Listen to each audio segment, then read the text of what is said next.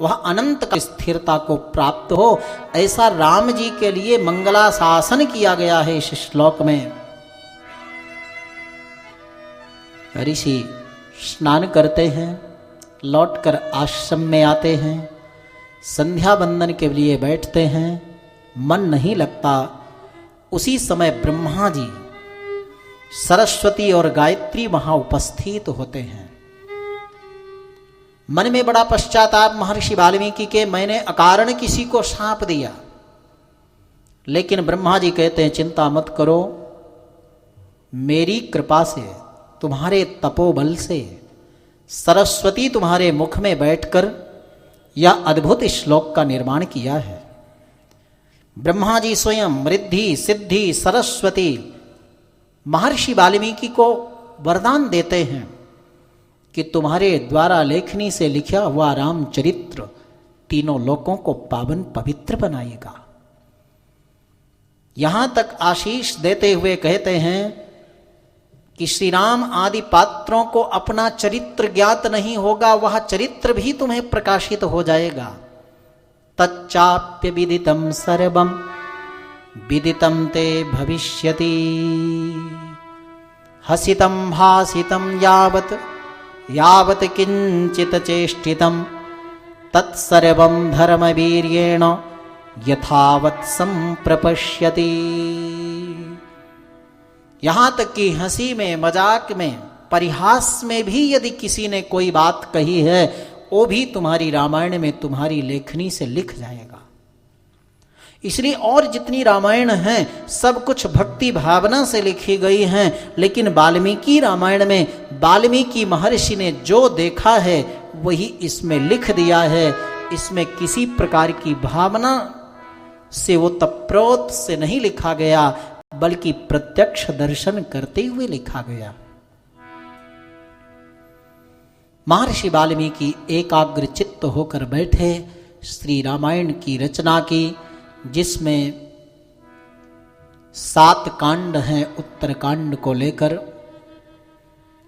और ऐसे विशालतम ग्रंथ में आदि मध्य अंत सर्वत्र भगवान श्री राम की पावन चर्चा है।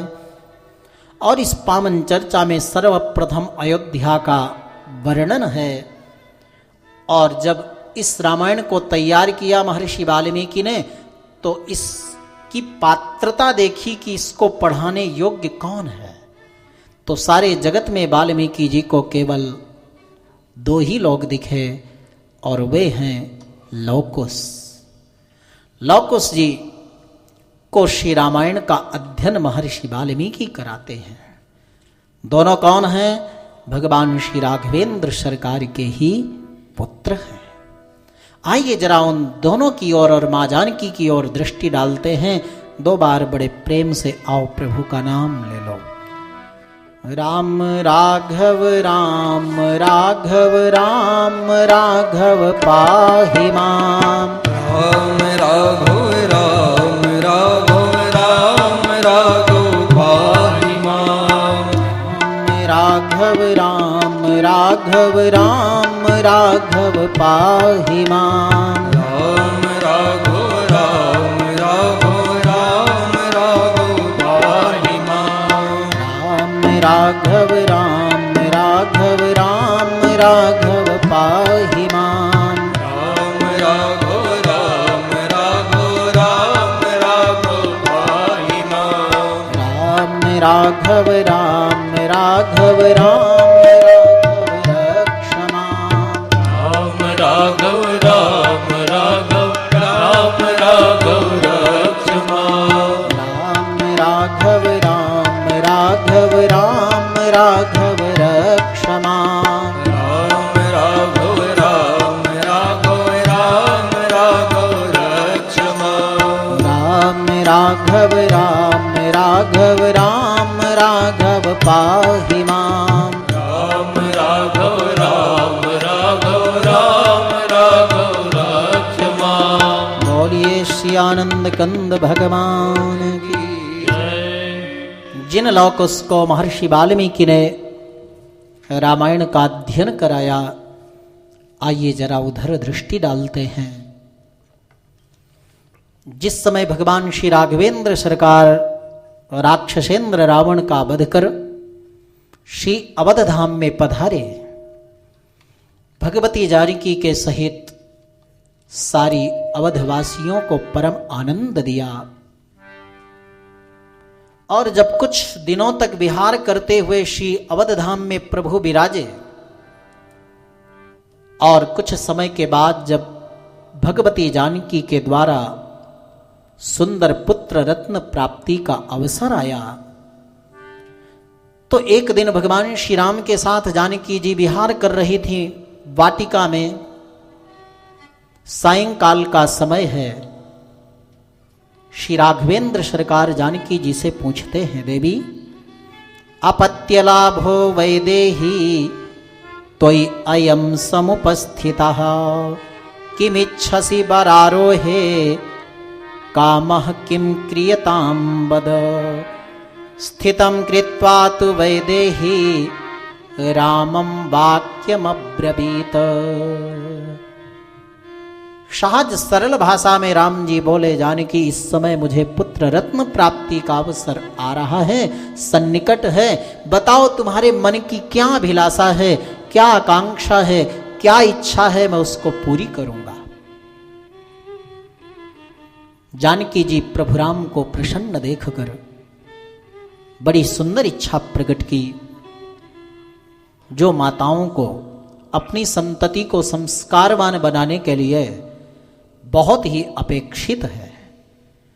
जानकी जी ने राघव से कहा, हे रघुनंदन, और मेरे को कोई अपेक्षा इच्छा नहीं, एक ही इच्छा है कि तपोवनानि पुण्यानि द्रष्टुमिच्छामि राघव गंगातीरोपविष्टानां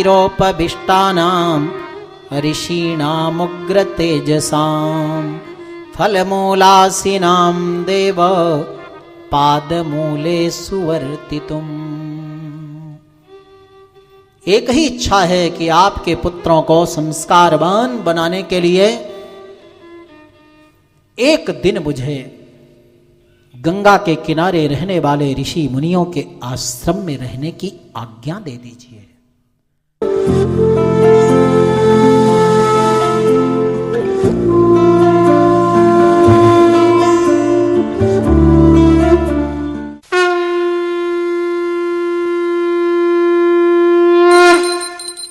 अशरफी भवन में गरीब, असहाय, अनाथ बच्चों को मुफ्त शिक्षा, भोजन एवं आवास की सुविधा दी जाती है।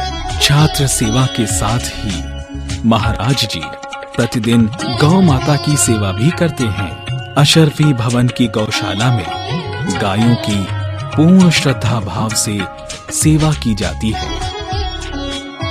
यहाँ गरीबों के ठहरने के लिए मुफ्त धर्मशाला है।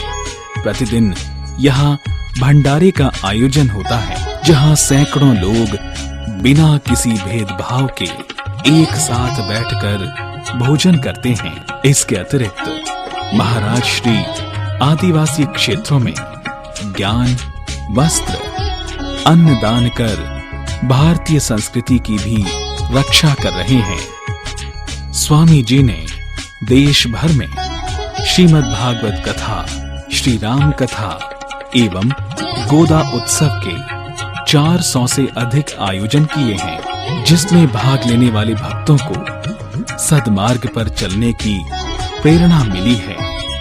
जगत गुरु रामानुजाचार्य स्वामी श्री श्रीधराचार्य जी महाराज इस पावन धरा पर जन्म लेने वाले अमूल्य रत्नों में से एक हैं, जिनके पावन सानिध्य में कई वर्षों तक भक्तों को भगवत शरणागति प्राप्त होती रहेगी।